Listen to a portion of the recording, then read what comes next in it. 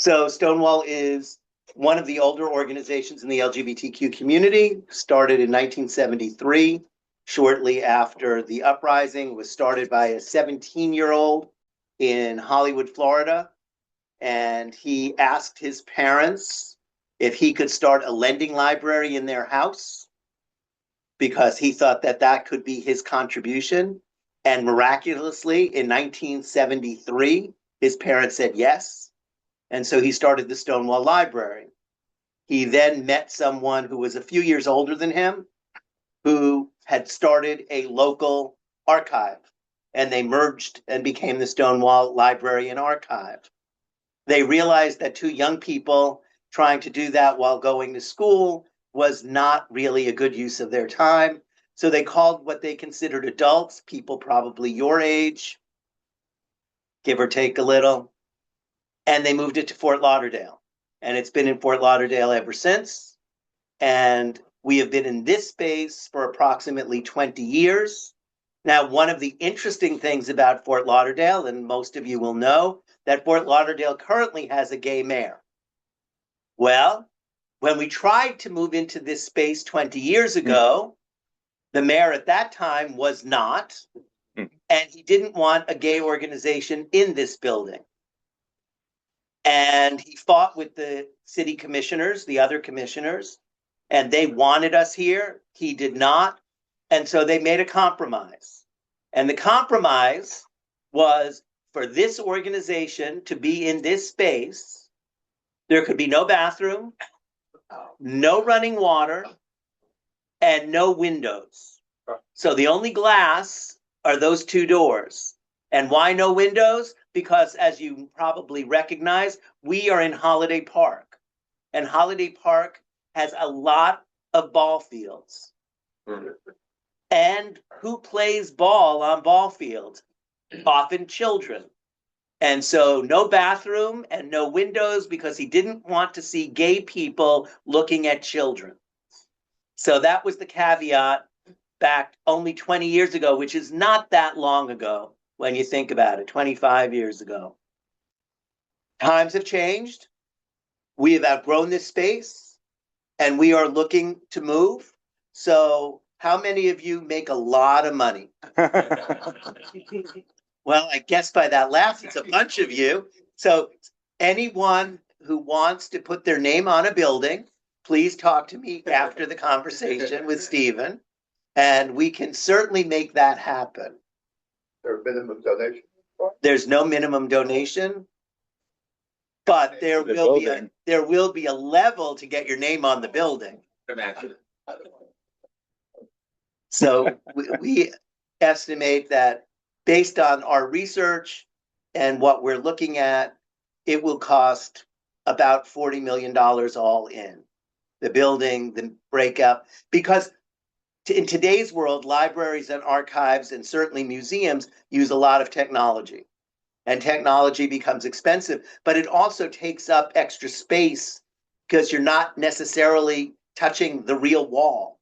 There's stuff behind those walls, and they have to be accessed so that as the technology changes, everything else changes as well. So those are the kinds of things that we're thinking about. We are an organization that likes to push the envelope. So around you, you see our upcoming exhibit, which is on Baron von Steuben. Some of you know who he is, some of you don't. I'm not going to tell you because I want you to come back. The exhibit opens on Friday, so please join us. There'll be refreshments and there'll be a walkthrough of the entire exhibit, which will also continue into that other space over there. But I will tell you the interesting story of how this came about. January 2025, the administrations changed. At that time, we got an email from the federal government telling us you no longer need apply for federal grants. You're a DEI organization and we will not give any money to you. In addition, if you should be so bold as to apply for a grant, it has to be regarding the 250th anniversary of the United States of America. That is your only option for an NEH, National Endowment for the Humanities, or NEA, National Endowment for the Arts grant. So I said, okay, we're applying. And we applied to tell the story of Baron von Steuben. We were accepted. Lo and behold, the federal government gave us money. In our grant proposal, not only did we say that we were going to do an exhibit here, but we said that we would travel that exhibit outside of Florida. So the United States government, where DEI came to die, is not only spending money on a DEI exhibit, but a DEI traveling exhibit that will travel to other cities across the United States. So I think that we are the only organization that right now has a grant from the NEH to travel a show about a gay person who came from Germany and spoke no English and had no money and came to the United States and then did something miraculous, which I will not tell you about, and changed the absolute course of the world and certainly the course of this nation. So I hope you'll come back. I hope you'll pay attention to, this is, like I said, this is the second part. The first part is over there when he was still in Germany. But it's a really amazing story. And it's amazing that we are going to be able to take this on the road and introduce the rest of the country to this amazing man, who some people have heard of, many people have not, but certainly people don't know the whole history. So today we are very fortunate to have the first poet laureate of West Hollywood, California. I lived in California when West Hollywood became an independent city, which we all thought was kind of weird at the time because it was just Boys Town, but nonetheless, it is a city, it's a thriving city. And when I look at what it looks like now from versus when I first went out there in the 1970s, it's vastly different, far more built up, but quite amazing. And one of the things that shocked me the most when I got there most recently was how many rainbow crosswalks they have. Something that you just don't see too much of in Florida anymore. So California still has some really amazing qualities and amazing people, and Ron DeSantis hates it immeasurably, which I think speaks well for California. So thank you, Stephen, for being here. And it is really a thrill. Poetry, for so many years, was the voice of protest. In countries all over the world, poetry was the way that people protested and complained and did all those things. And we are in a state right now where protest is mighty important, being strong and bold. And poetry is strong and bold because you have to choose your words carefully, because it's not like prose where you can just go on and on and on and drone. So I am fascinated. Stephen has 2 books. They're both for sale after the presentation. I'm sure he'll be willing to sign them. And for me, both books were fascinating. Your writing style is terribly engaging. And even late at night, I didn't want to put it down because I really wanted to know where this poem was going. And as a poem, it just keeps going, it flows.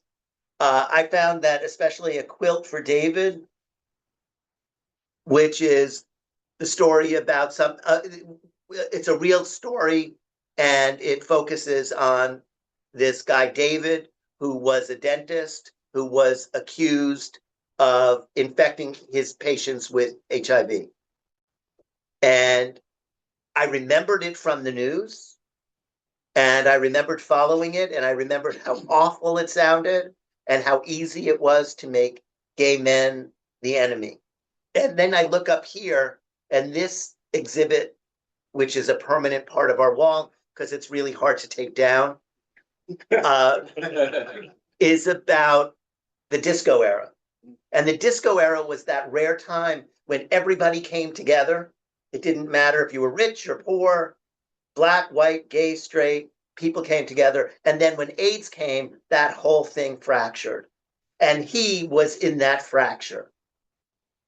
And as I mentioned to you before, the more I read and the more I got into your head telling this story, it was like a real gut punch because you could start to feel what he must have been feeling.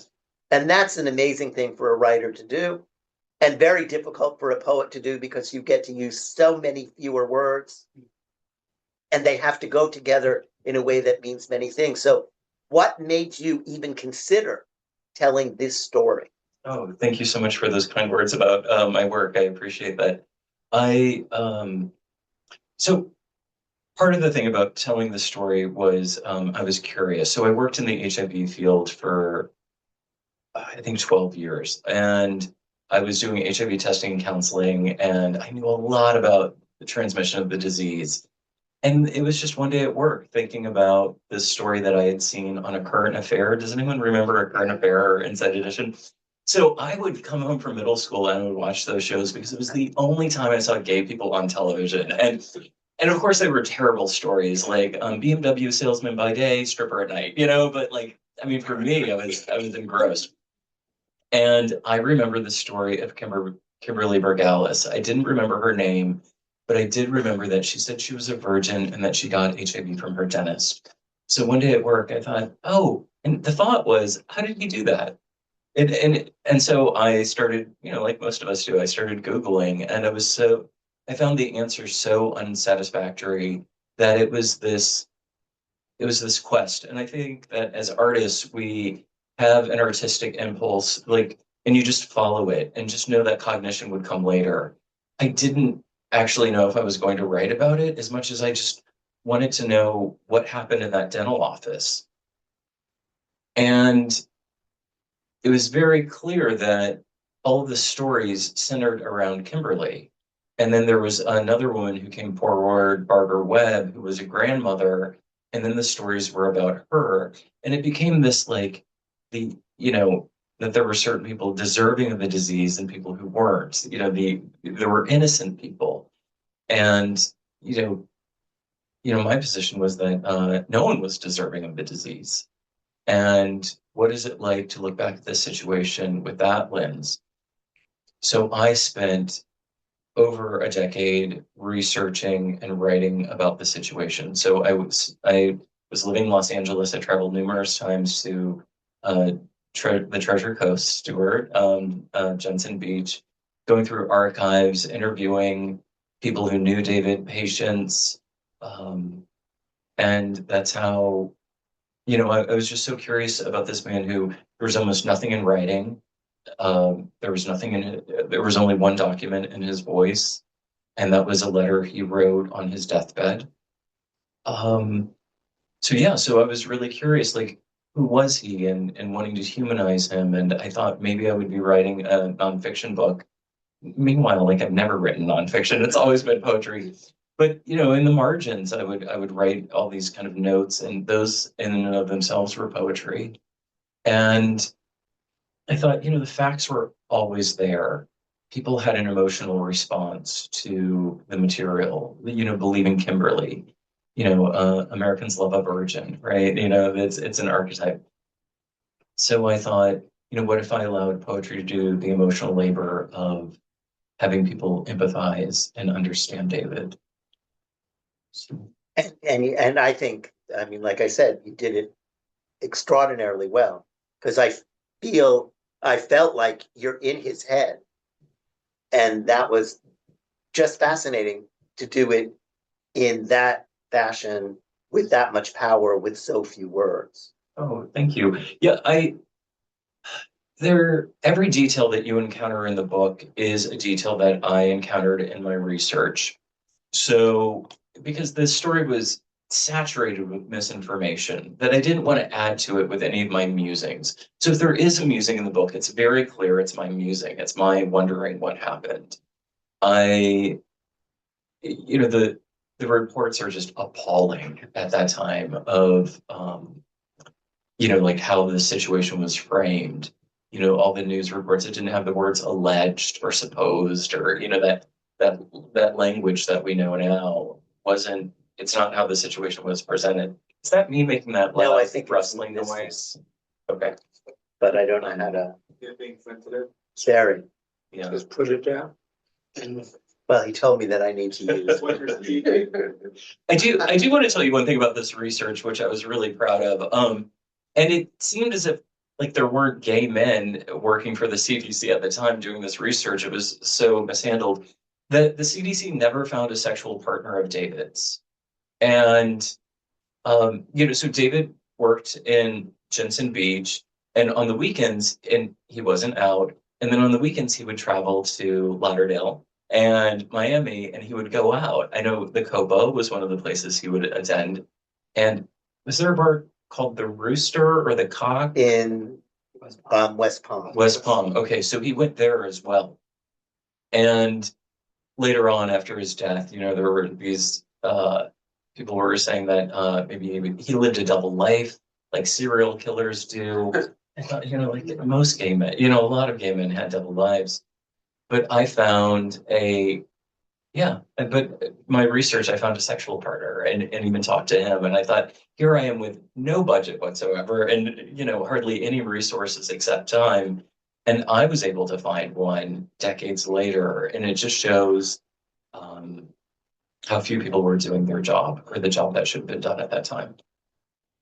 Or basically what they felt their job was. Yeah. Their job was to crucify him, Mhm. and they did that successfully. Yeah.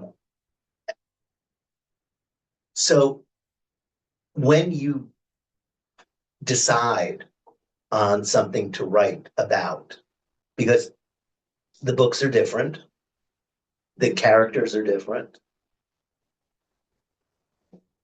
and these are probably not your only books because you've been here before 20 years ago. So there was a book then. What drives you? What motivates you to tell certain stories? First of all, yes, I have been here before. I was actually at a different location 25 years ago at the Stonewall. And it was when my first book came out at the age of 25. And so that's how I can kind of chart it. And then I was here just 20 years ago in this space when it opened up. So I love being back here. And when A Quilt for David came out, it was during the pandemic. And I really wanted to come back. So I'm so happy to be here and talk about it. As a writer, I think it's so easy to chart whatever I'm grappling with in my own personal life because that's what I write about. So that first book was about abuse that I had suffered growing up. The second book was about what we inherit and from a culture and from our families. You know, the third book was A Quilt for David, where I was, you know, I thought I was writing about what went on in that dental office, but what I was actually writing about was what was going on in America at that time. You know, it's just a microcosm of how people were treated and, you know, the greater issues that were going on. And then this most recent collection that just came out a few months ago is about the death of my best friend, Michael Church, in the year 2000. And it's a collection of friendship. It's, you know, it's also about so it's about our friendship, but it's also about the lasting impression of friendship. And I was 18 years old when I met him. He was 17 years older than I was.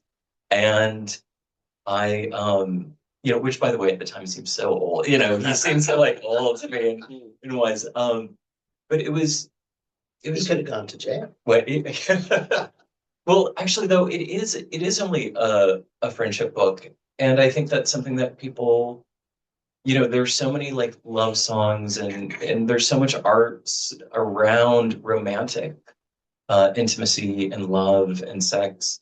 And I think that there's this great deficit about friendship. And for queer people, specifically myself, you know, I think my friends are going to be the great loves of my life. And Michael was one of those loves. So this is me kind of talking about that. So in a way, the books do feel kind of like companion pieces of gay men living in Florida and dying of AIDS-related illnesses. But, you know, David, who I never met, and Michael, who I felt like was the person who knew me the best in the world. What, as a writer, poetry is hard. It's hard to make a living.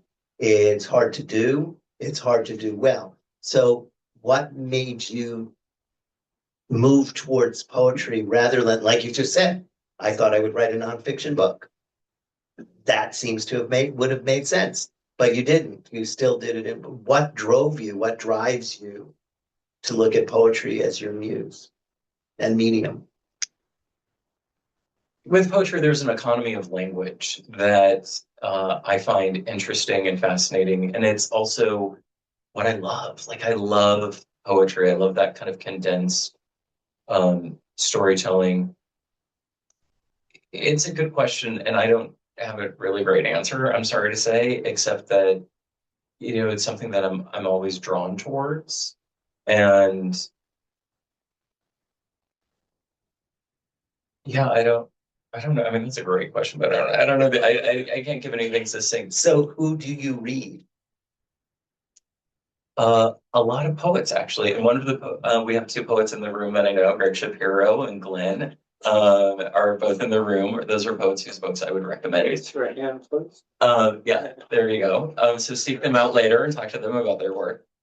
But who have I been reading lately? I've been very haunted by this piece by Mary Ruefle. And, I think it's, the power of poetry that there are these lines that she talks about a friend who's dying, and her friend, and she said, I'm so sorry that you're dying. And he responds, that's okay, these things happen. And that has been my mantra for months. Just that, like, oh, these things happen. And I think what a gracious way to kind of face one's death. And so I mean, that's what poetry offers me, are these things that I just kind of hold on to. And I also was like super emotional as in my youth. And, so there's something about the poetry that I responded to. And, definitely much more regulated now as an adult. But it's still so captivating. So when you were growing up, were you enticed by poetry as a child, or did you grow into it as you started experimenting with writing yourself? Yeah. Well, how I became a writer is that when I was 16 years old, I had sex in a car, in a parking lot, like, most of us do. And I went home and I wrote about it in my journal because I had just started keeping a journal. And a few days later, I read it to my friend Stephanie, who, when I read it out loud to her, she's like, that's so good. She said, you should become a writer. And it seemed like such a great idea, like it was, and by the way, I was just 16 years old. I mean, we're not even talking like into my 16th year. It was a month after. And I thought, wow, that's a great idea. I should, because I was always a reader. And so it was this moment of my life that I think of as spontaneous combustion of, entering gayness and life as a writer. Poetry itself, I didn't grow up in a very supportive household. So that's why Stephanie's words of encouragement were so meaningful to me. It was the first time that I felt like it was the first time I heard I was good at something. I didn't grow up with that kind of reassurance that one gets. Also, my parents had no interest, who were super critical, had no interest in the arts. So, like, they never asked me what book I was reading. I was 15 reading Looking for Mr. Goodbar. Do you remember that Rosner book? And I remember my aunt saw me reading books. She said, "What are you reading?" And she took it away. But like so I had this enormous Was she the governor of Florida? I know, like President of the United States. yeah. But I had this enormous freedom because they weren't interested, so they weren't critical. And they didn't know. Exactly. Yeah. So it was this wonderful world where I could experiment, and I got praise and attention. So were you out to your parents when you were 16 or just to Stephanie? Well, I was so, I mean, I was kind of effeminate, and so I was out, kind of out in high school, definitely to Stephanie and close friends, and then I came out to my parents at the age of, I left right at 18 and went to Naples, Florida, out of all places, like one does, and because I was going to live with a friend, and we were going to live for a couple months together and then move to New York. And it was the first time in my life that I realized that people talk about things and they don't do it. And so, my friend, I realized like, oh, he's actually not putting a lot of effort for this New York move. And, so I spent probably 6 years of my life in Naples, and that's where I met Michael Church. So how much of your life is in A Quilt for David? Very little of my life is in A Quilt for David. In Outliving Michael, it is essentially a memorial memoir, where it's so many personal details are in it. But in A Quilt for David, there are only a few times where I, as the writer, talk directly to David. That's the only time I show up. But did you feel a relationship with him? Incredibly so, yes. Yeah. So that's what I mean. Yeah. So your life experience informed how you took on the book. Yeah, because having lived in Florida, one sees how these, social structures work, which was different than when I was in the Midwest, different than when I was in LA. And, there's also something about we're both born on November 11th. And that, I don't know, felt kind of magical to me. And so the years I was working on this book, I would think, on my birthday, I would think like, oh, it's David's birthday too.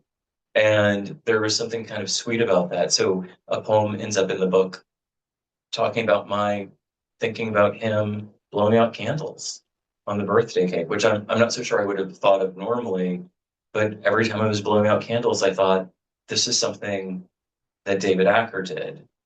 And part of my, I think a lot of queer people grow up being misunderstood. And I was no stranger to that. Like I shared about my household. What happened to David could happen to any one of us, which is someone points a finger and it changes the trajectory of your life and it changes your legacy. And that was a big motivator for me as well. It wasn't just feeling for this man, but just I would want someone to go to bat like that for me or any of my loved ones or any of us. And I just had an interest and a passion for this, and I really wanted to change that narrative because it was so unjust. No, I think that, so it's much more of you than you thought. Yeah. In terms of yeah. emotionally and connectedness. Yeah. And especially taking into account that, yes, we don't have the same prejudices right now for AIDS with the white male population, where it's not as big as it is with ethnic and racial minorities.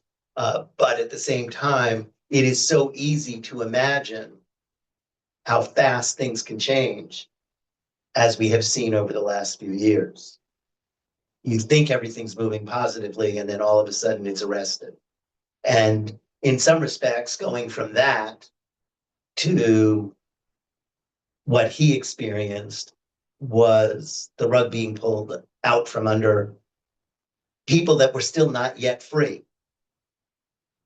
So he could live his dual life, which really wasn't a dual life. It was just the way gay people lived. And at the same time, he became aware that he could be himself in Fort Lauderdale. He could not be himself when he was back in north central Florida.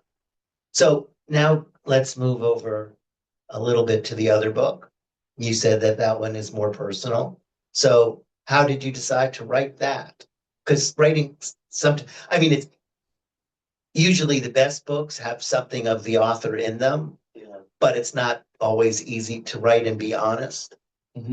Yeah, so how that book came about was I was shopping, like most great ideas. I was shopping for shoes and I was shopping for, I was trying on a boot. And while I was trying it on, I thought of a story that Michael had told me when he was in New York. He fell asleep on the subway, and when he woke up, someone had taken his shoes and they were putting them in in a bag. Like his shoes were going to be stolen. And it was just, it was a funny story that I'd heard him say more than once. And I thought of that, and then I just started doing the math and realized that I'd outlived him. That I lived longer than Michael had. And that seemed unfathomable to me, that he was so wise and worldly that it just seemed impossible that I'd outlived him. And so I think that's really kind of how it started, is thinking about that and thinking about this one man's great impact on my life and all the things that he offered me with his friendship, just whether he gave it to me personally or just by modeling it. What do you think is the most important gift that you got? Oh,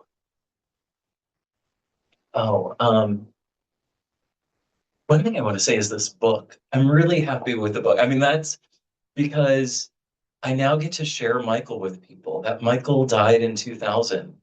And I'm looking around the room. I don't think anyone knew him, and in this room, and so that you get to know Michael, who I wish more people did, and he just wasn't around long enough for people to know him. But also, everyone has their own Michael, of the person. I think that both stories, there's a universality to it. This isn't just about Stephen Rains and Michael Church. This is a story about friendship, intergenerational friendship, mentorship, and worlds opening up. So I'm just so happy that the book exists now, and that there's some expression. What is it that we truly die when? What is that about? Something about like the last memory someone has of us.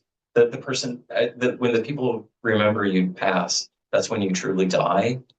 And so there's something about this thing where I feel like there's something about Michael that maybe might not die, which pleases me.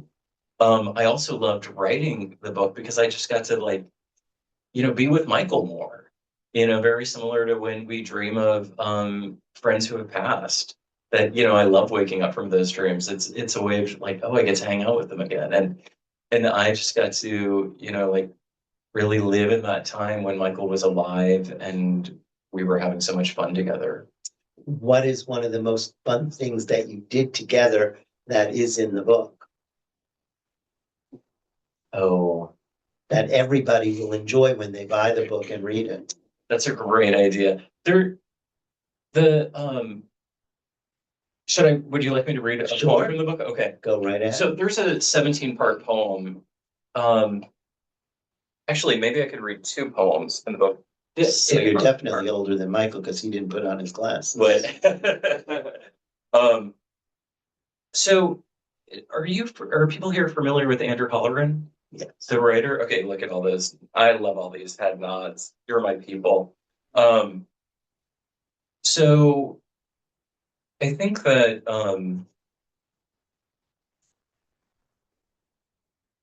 that if one follows an artist, whether it's a musician, like you remember where you were in your life when that album came out, right? You remember like the couch you were on listening to it, listening to the vinyl or, a book. And for me, it was Andrew Holleran because Michael had introduced me to his first book, Dancer from the Dance.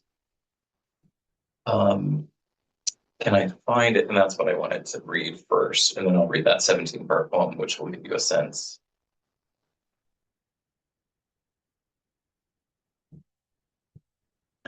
Michael gave me a copy of Dancer from the Dance, told me it was his memoir. I held the book and laughed. This is a novel by Andrew Holleran. But he said it was the closest thing to his own life that he had read. When The Beauty of Men came out, Michael bought it at the mall, and it sat on his nightstand for years. The jacket's cover's colors matched his decor, and knowing Michael, this is why it stayed there. The last Halloran book Michael read was In September the Light Changes. The glossy paperback had a railing overlooking the ocean, a blue sky, and a ghost-like figure looking out into the water. I didn't read it then, though I could have. When I sat on his couch in those months I stayed in Naples to be with him, on those long afternoons he spent in bed sleeping or watching TV with his dog by his side. His dementia frustrated him so much, he threw his cordless phone on the lawn. Those last few months were terrible, and I tried to take care of him and couldn't. Our May-September friendship didn't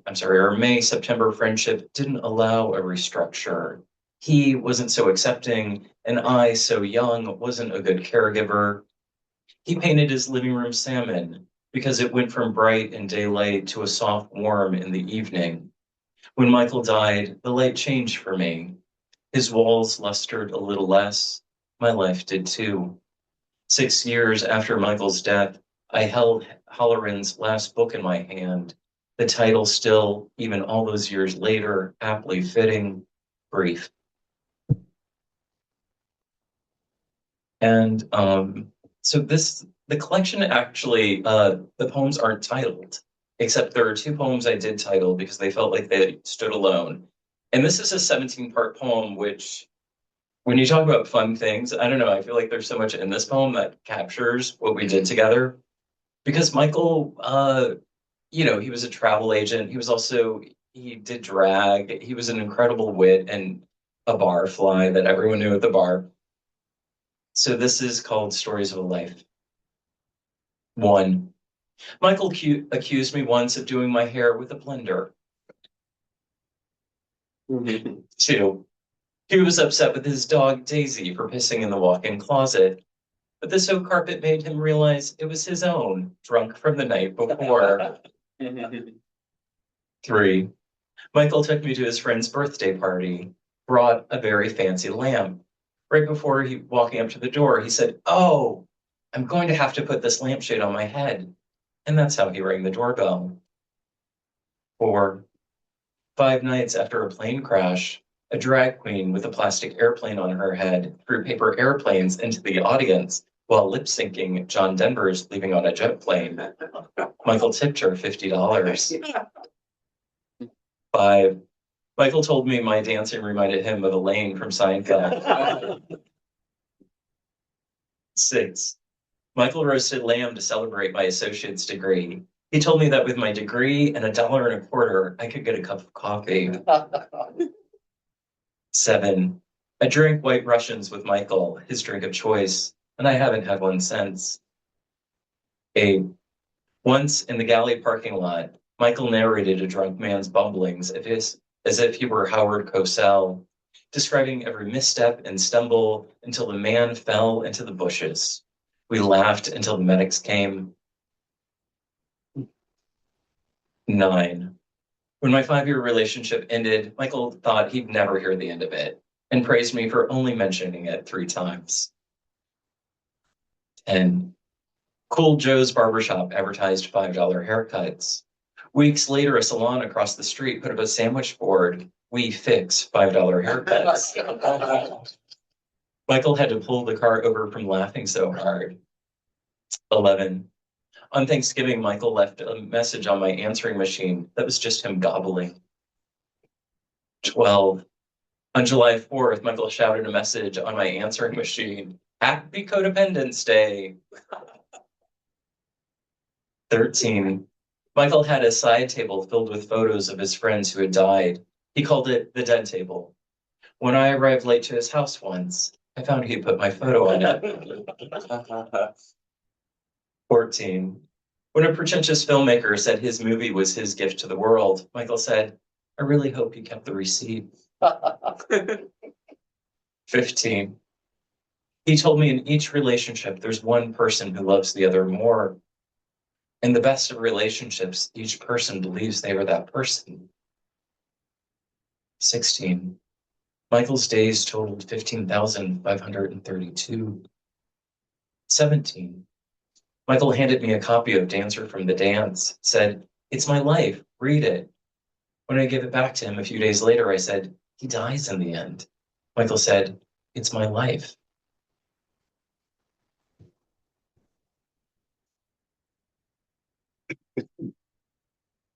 Well, and we all die in the end.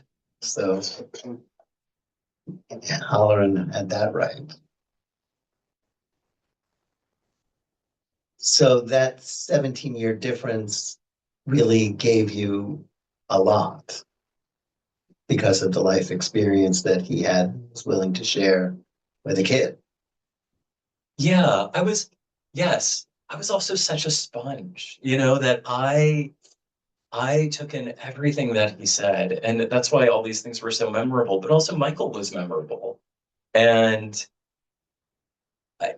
he also gave me an example of living life as an artist, and living life as a gay man. He was, and he also loved to talk about himself. I mean, that was it too. Like he loved to tell a story, and I loved to listen because that's how I was learning about life. I mean, I know you said he's your friend, was your friend, but how much of it was also sort of a parent or an older sibling? Oh, I think any kind of gap in age has that feel to it. It always did feel like, well, yeah, maybe in some way like an older brother. I mean, the poor man. I mean, all of the like relationship things I went to him for, those terrible relationships we have in our late teens and early 20s. And I mean, the advice he would give me was invaluable. And also, I was so serious and took myself so seriously that it was so nice that there was someone there who was, um, kind of laughing at my expense, or really who was just playful. And, in a way, we shared a same kind of irreverent sense of humor, but also my humor was shaped by him. Well, it wasn't shaped by your parents for sure. No, no. And your love of books didn't come from your parents. And certainly wearing lampshades didn't come from your parents. Yes. So a lot of his sensibilities showed you a completely different way of living. Yes. And that it was okay. And that is interesting because in the book about him, you experience all of those things and you truly experience them. Then in your book about David, David didn't have that to fall back on. Mm-hmm. And he lived a miserable life when he was working at work and at home because he had no one to really share that side of him with. And when he would go to Fort Lauderdale or Miami or West Palm, that was an escape, but it wasn't his life. It was an escape from his life. You got to live your life with Michael. Yes. Yeah. And also, yeah, like how to live a life. I mean, I don't think I knew how to do those things. And also being introduced to his friends. Michael was notorious. Like the first night I went out in Naples, I heard his name. That people would kind of reference him, and he was such a presence. And it also felt, that like I felt almost knighted that he was giving me so much attention. And um, yeah, it was so special. And I'm glad that that this book exists and I get to share Michael and the story of us with everyone else. So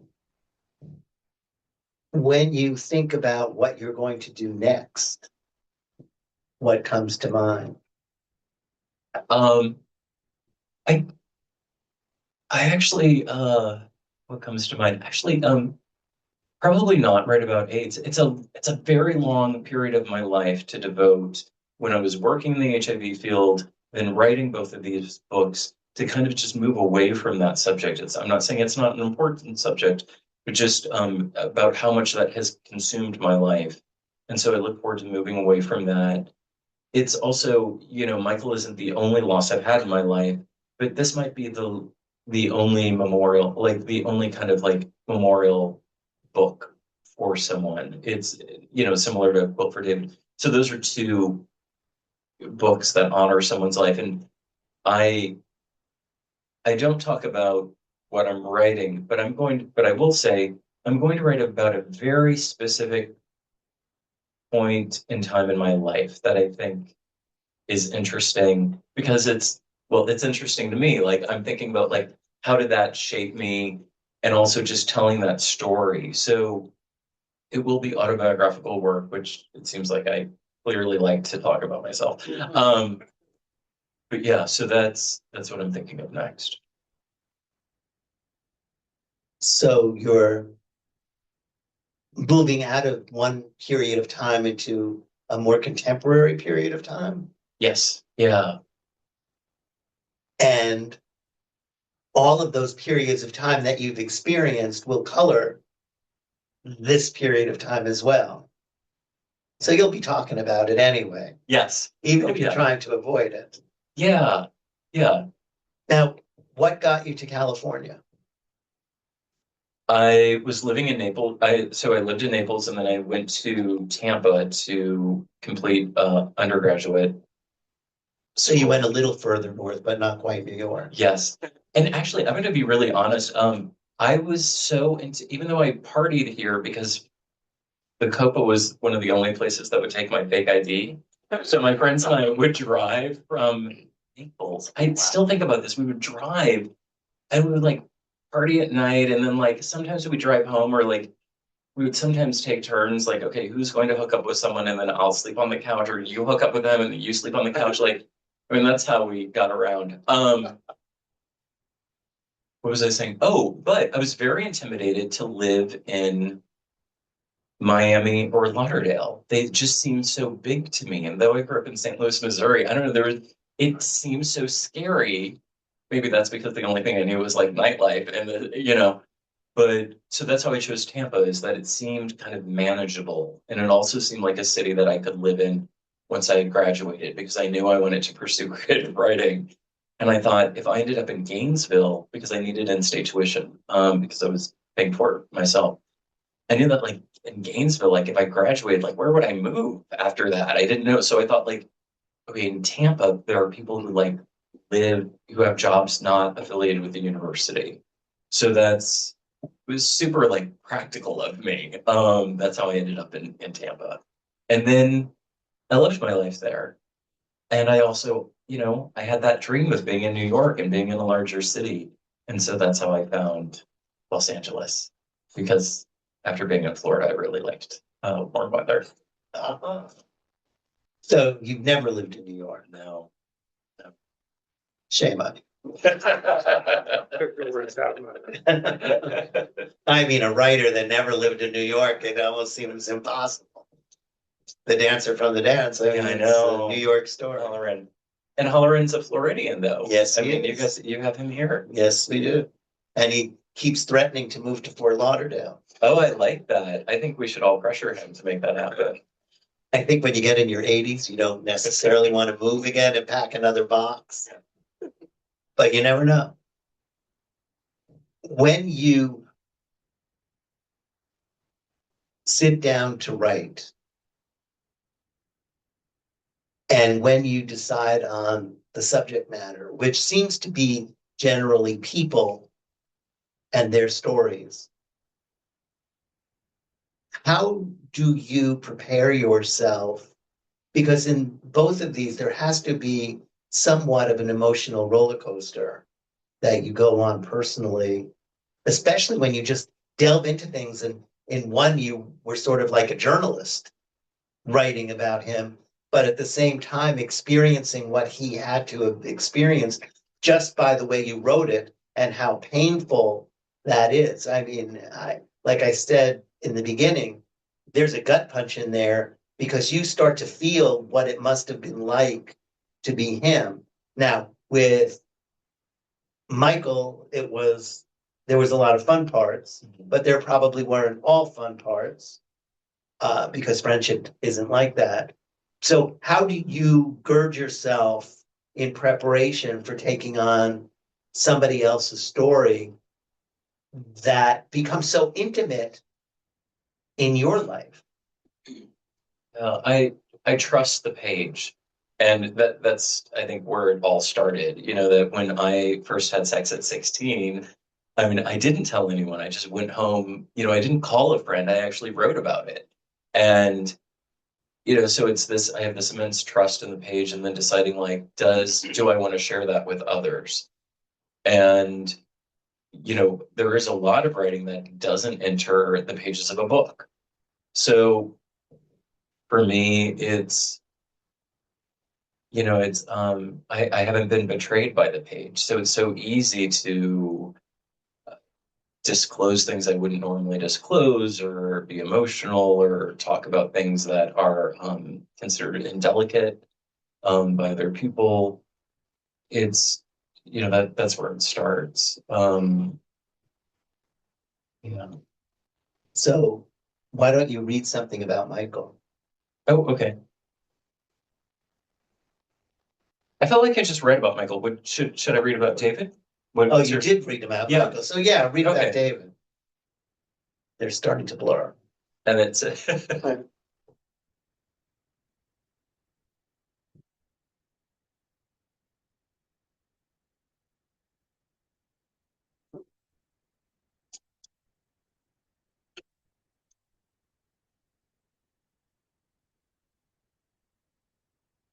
okay.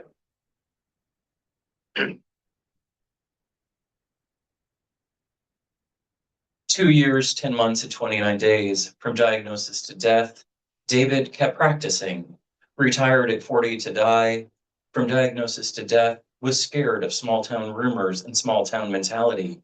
Retired at 40 to die. He used aliases at doctor's offices hours away from his home.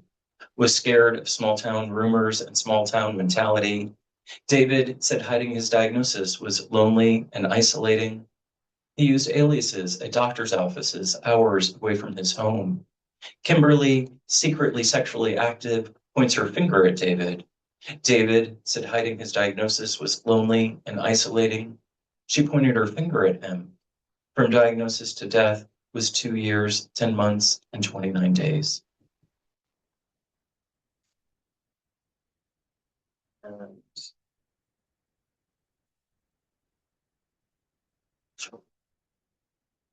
oh, this is a very short poem, but I feel compelled to read it. A patient said you weren't talkative but nice. You would go out of your way to save her office copies of People magazine. 8 months after your death, the weekly magazine's headline was about you.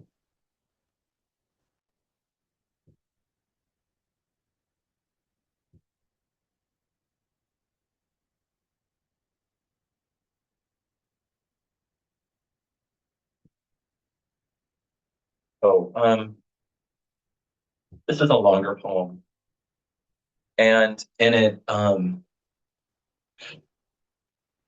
surprisingly, the office where David used to practice became a nightclub, which to me felt like only in Florida. And so that's what this is about. And in it, I name each of his accusers.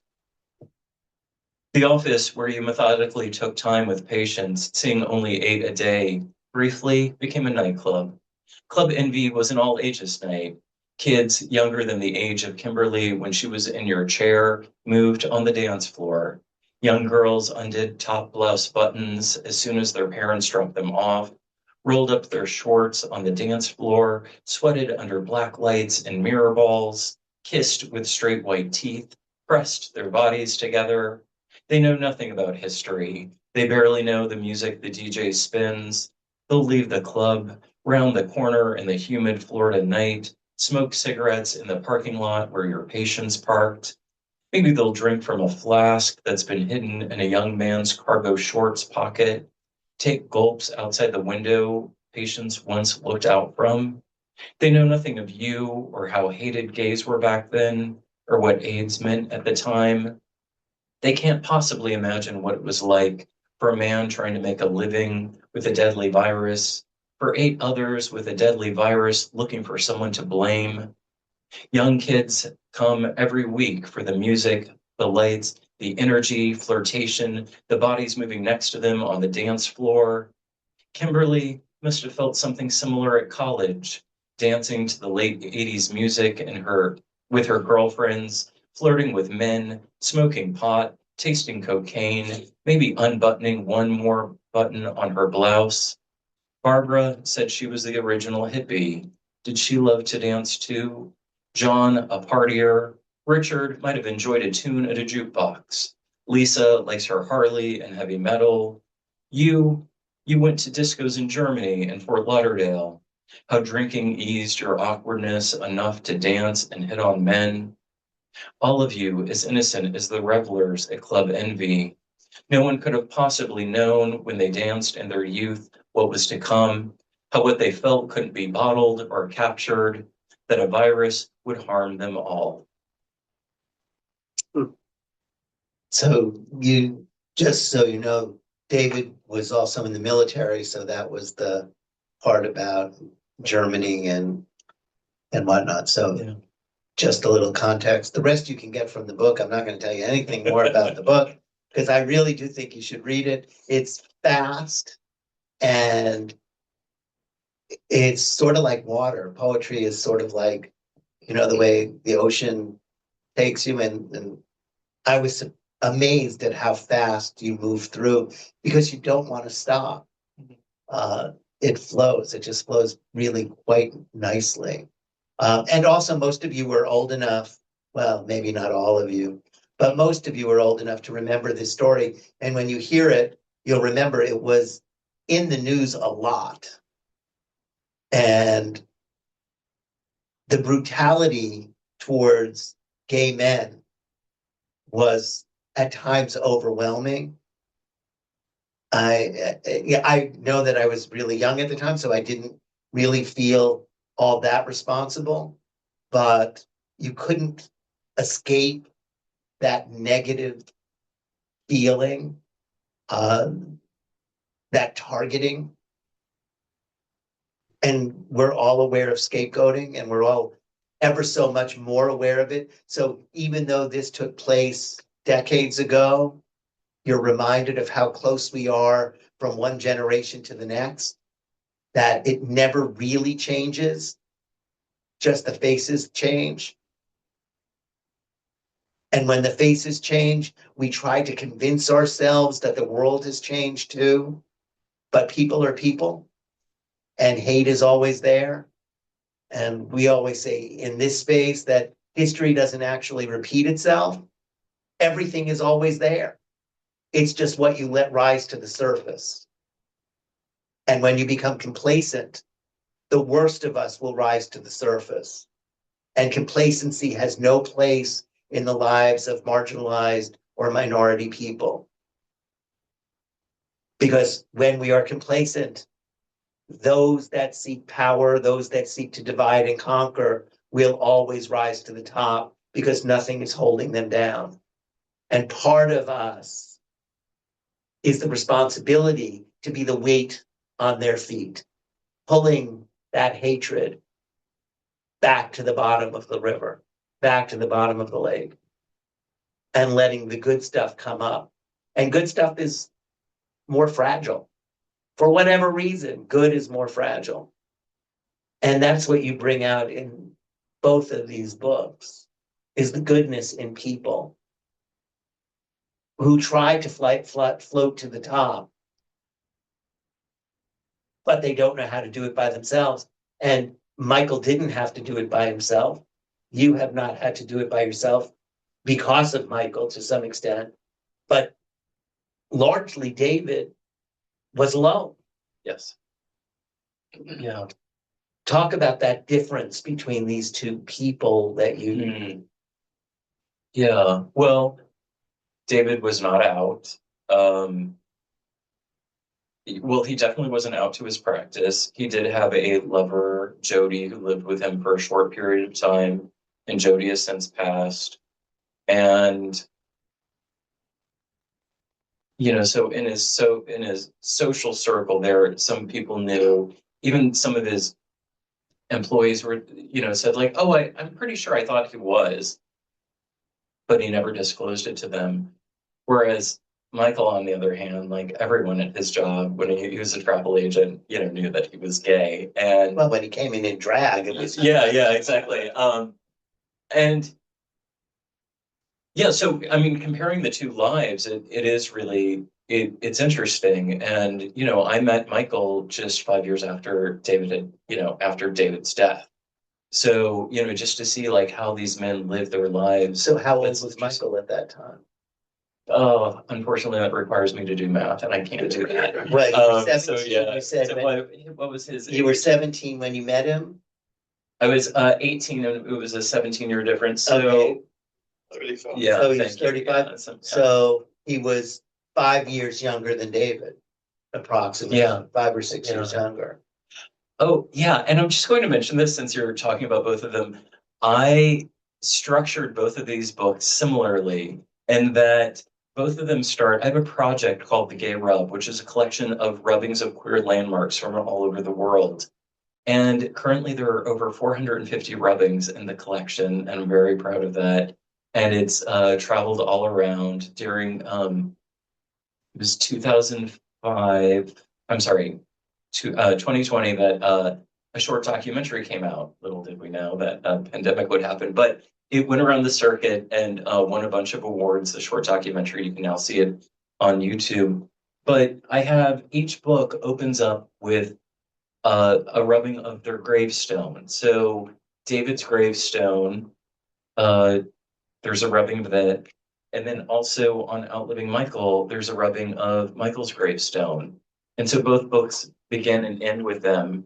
I don't know, there's something really sweet about, for me as an artist who has this art project, that it gets incorporated in the writing, but also I think there is something about like seeing a gravestone. The cover of the cover of A Quilt for David actually has David's photo on it. There were only 3 public photos of David at the time when I was researching.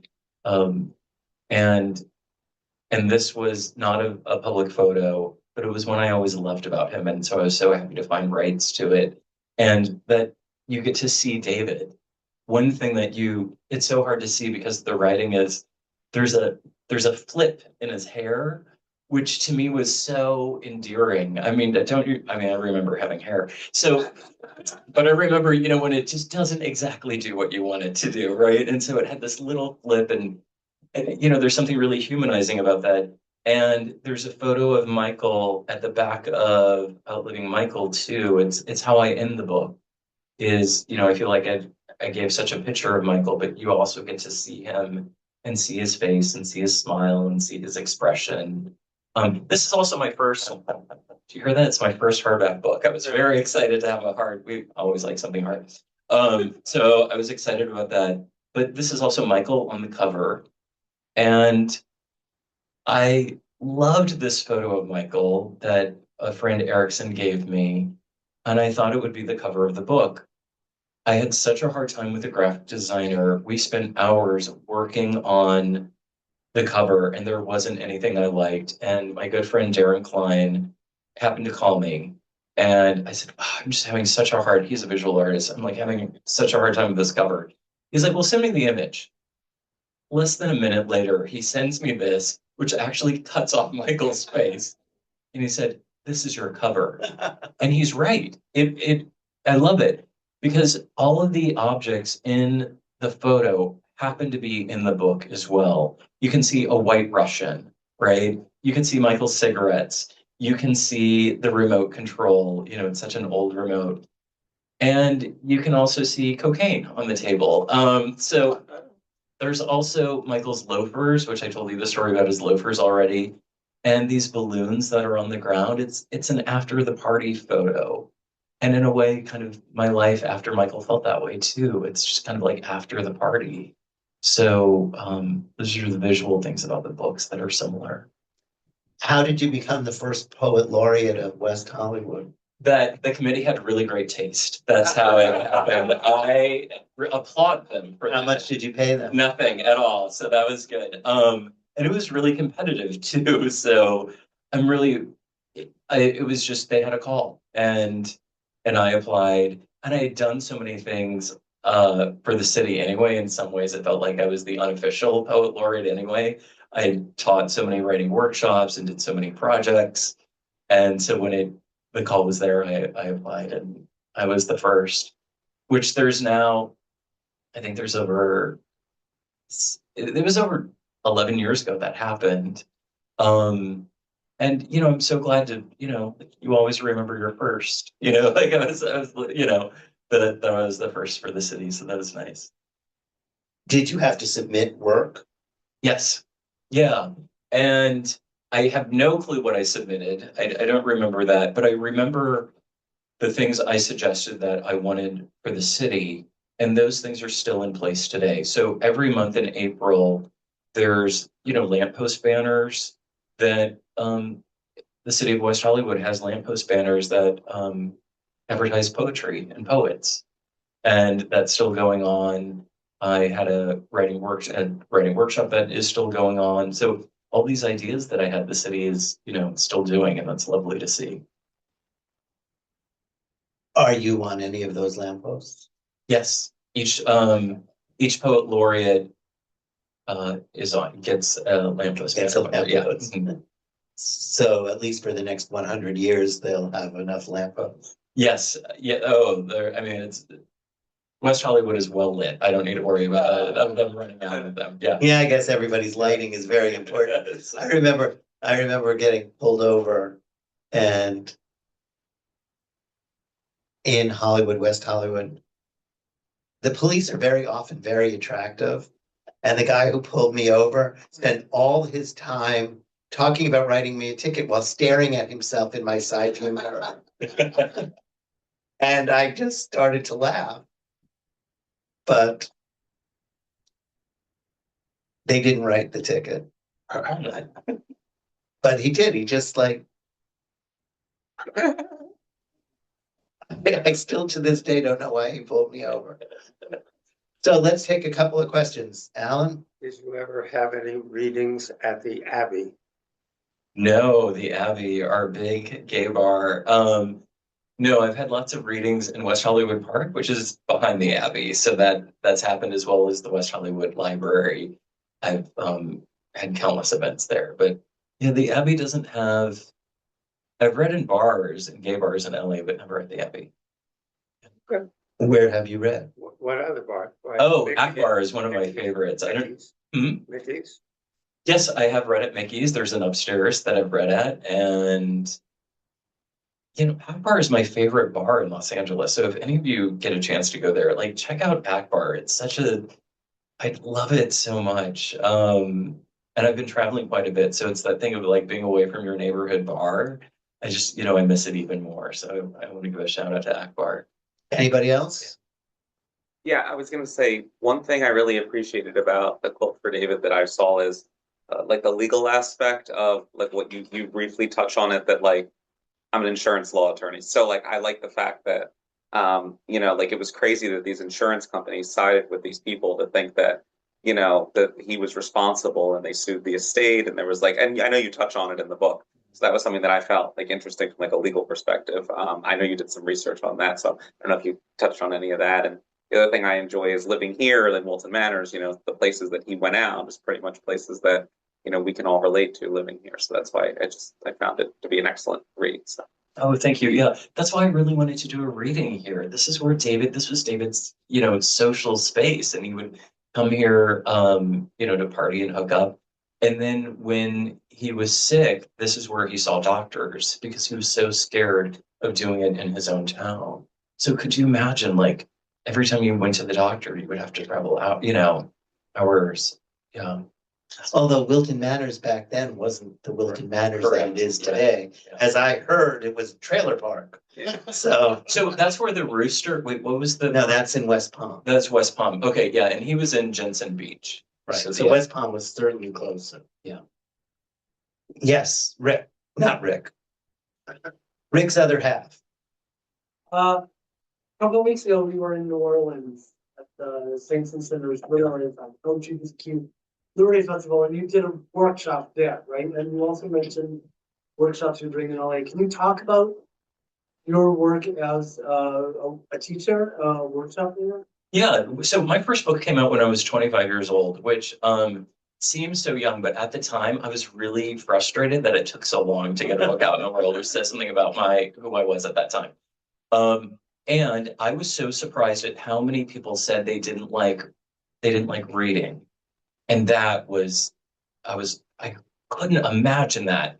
And I thought it's because, and I only hung out with queer people at the time. And I thought, oh, it's because we've been forced to read these things in high school, that we're not represented.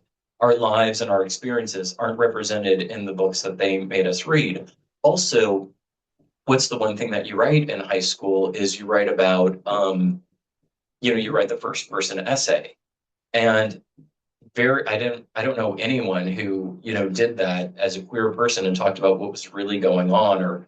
And then I was also, in my college experience, my work was extremely critiqued and judged because of the queer content.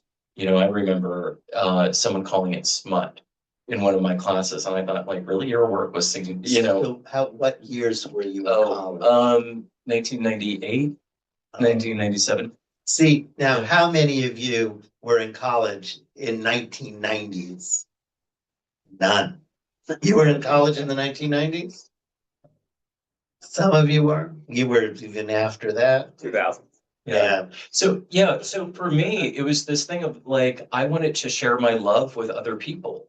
And so I started teaching writing workshops to queer youth groups. And I kept doing one workshop, and then like word got around and I kept getting asked to do it other places. And then soon I was doing it all over the country of, traveling and teaching these writing workshops. And that's how it started. Then I was soon asked to do writing workshops for people living with HIV, which was dear to me. That happened. And then I think it's 18 years ago when I moved to Los Angeles, I, one thing that was so inspiring about working with queer youth is that they were so underrepresented. And at the time I was like, they're doing fine. I just felt like they're doing fine. And I realized how few, how queer seniors, their voices aren't documented. And how many people I met were saying, oh, I wish I could write a memoir. Writing a memoir is so intense, sitting down and writing an entire memoir. But I think in one autobiographical poem, if I were to describe to you the slice of cake I ate, you know what the rest of the cake tastes like. The same thing is true of an autobiographical poem. That with one poem, we have an idea of the rest of your life. And so I started teaching autobiographical poetry workshop, and now that's been ongoing for about 18 years. And I love your story. I mean, similarly, I get a government grant to teach that workshop every year. And so I love that our government is paying to document queer voices. Yeah. Do you have that grant now? Yes, it's up for renewal, and it's a little unsure if that funding is going to be. Yeah. That's the problem, is they always come up for renewal. They never just keep going. And for many of these grants, at least for ours, you have to spend the money first and then they reimburse. So on our booklet for this Steuben exhibit, it says LGBTQ history is American history right on the cover. I'm not so sure they're gonna like that. But worse, we figured Steuben was a gay man, as I said before, who came from Germany, didn't speak the language, and didn't have any money. Who would stop him at the border today? ICE. And say, no, you can't come in. You're gay, you're poor, and you don't speak English. So in our booklet, we have ICE. I don't think they'll like that either. But we felt that it was really important to draw the similarities between what happened in 1777 when he arrived, 1778, and what's going on now. And the person who did what he did for this country and how many of those people we're not letting in, and what we are doing to our future by not acknowledging the lessons that we should have learned successfully from the past. How many contributors to our society came from other places? It's just who we are as a nation. And today, we're keeping them all out or kicking them out. And it reminds me, when we do tours of the archive, we have this poster, and the poster is of Madison Square Garden hosting the rodeo. And the rodeo and Madison Square Garden did a fundraiser for GMHC, Gay Men's Health Crisis in New York.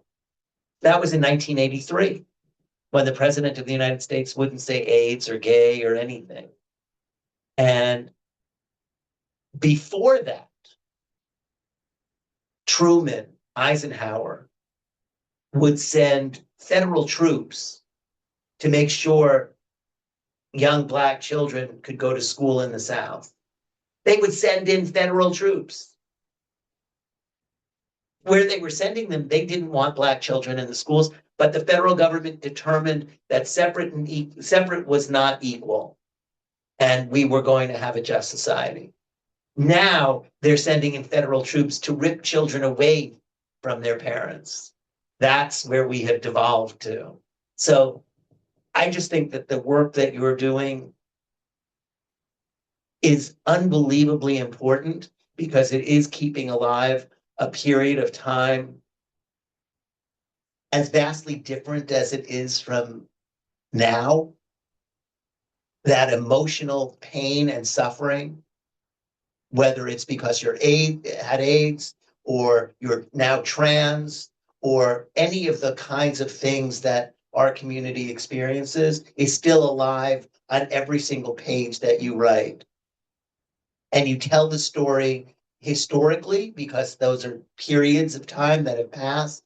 But at the same time, we get to see how much history still lives literally every single day.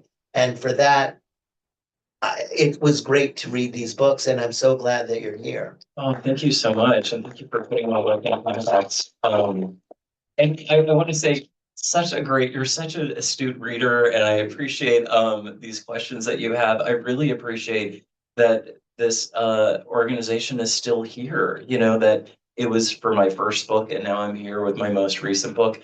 And I also want to thank all of you. It's been so nice talking about these deeply personal things and seeing your very kind faces and attentive too, like faces out in the audience. So you had lots of choices on how to spend your evening, and I think you made the right one.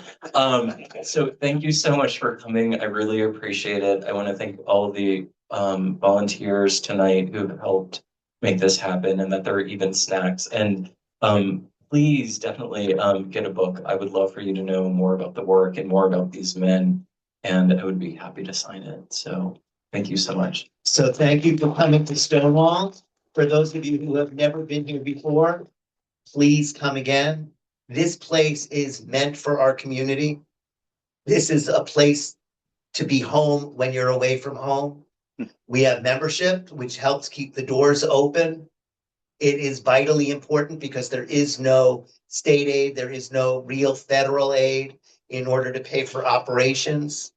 It costs money to have a library, an archive, and a museum. Those are expensive things, but every single one of you is represented in the stories that we get to tell. Last week on Friday, so exactly a week ago, in one day, we received 3 walking sticks from the estate of Bayard Rustin. You all know who Bayard Rustin is, I hope. If you don't, look him up.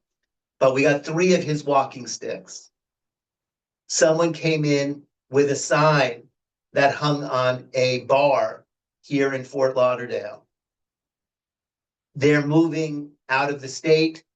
It's a big sign. It's like 6 feet, 5 feet. He couldn't take it with him, and it's metal, so it doesn't bend very well. That came in.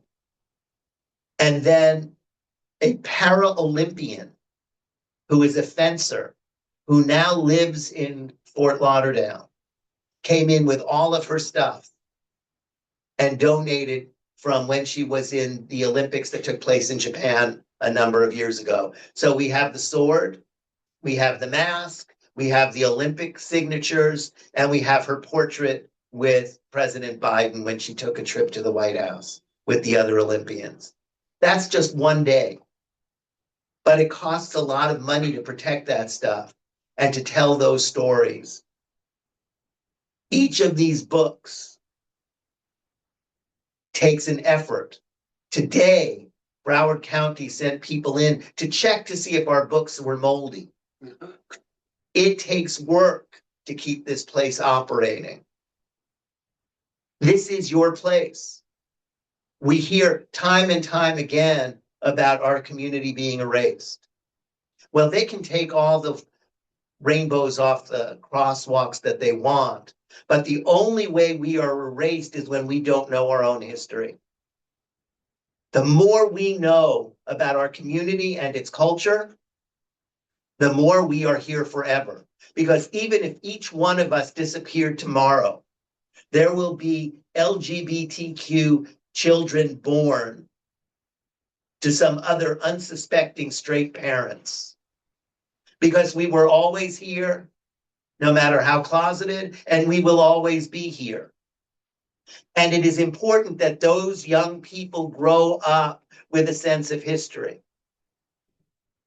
Because our contributions to the world have been fierce. What is the most famous painting in the world? The Mona Lisa. And who painted it? Leonardo da Vinci, a gay man. There is nowhere in the Louvre where that painting hangs that says Leonardo da Vinci was a gay man.